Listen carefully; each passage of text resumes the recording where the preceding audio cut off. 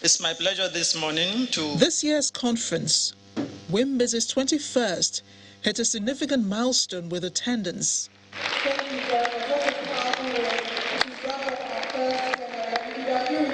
Over 2,500 women registered to attend this year's event in person, and more than 300 others joined online real-time.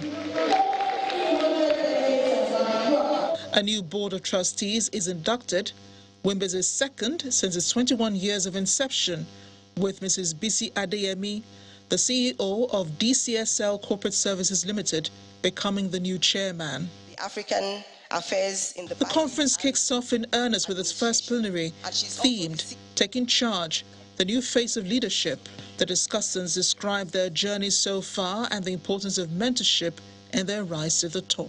There are a lot of people that have walked the path before, so there are some mistakes you don't have to make by yourself. Someone else has made it, and then just learn from the person. So I didn't realize the value of having a mentor, but how the company helped me was they actually matched me with a mentor.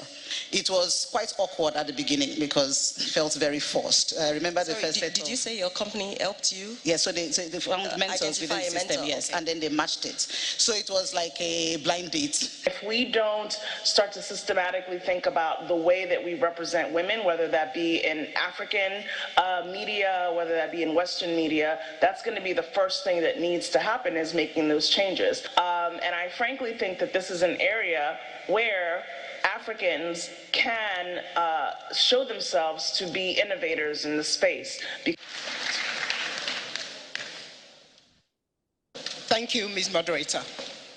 The second plenary was moderated by Vice Chairman, Channels Media Group, Dr. Olushola Momo, who led diplomats from the United States, the UK, Namibia, Canada, France, and Nigeria's ambassador to Jamaica in unveiling their interpretation of leading beyond borders. So then, let's do ladies first, after the men. So, Ambassador Gesab, let's start with you, please. What do you make of this topic, and how would you say that leading beyond borders is working for you? When our women returned from Beijing conference, after, of course, the normal issues of presentations of the outcome and so on, what they agitated was to have equal number of men and women in leadership positions and in positions of decision making. That agitation led to a decision of the ruling party, the Swabo Party of Namibia.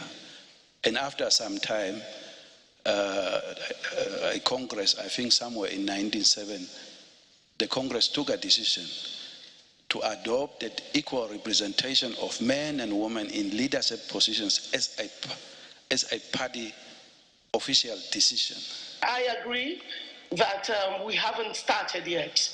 We are very much underrepresented, like you know, and but I think we're a work in progress. We need to keep moving. We need to keep pressing. The issue about the 35% affirmative action that you know is just said by mouth. It's not being implemented. But with the caliber of people we have in the room, and for some of us that have had to, beat the stereotypes, we're able to find ourselves where we are. But I think more laws and more policies has to work in favor of women. Amidst the testimonials of success and hype of women's extraordinary ability to mobilize change, women have been encouraged to continue to let their voices be heard and never give up on their dreams and passions. Amarachi Ubani, Channels Television News.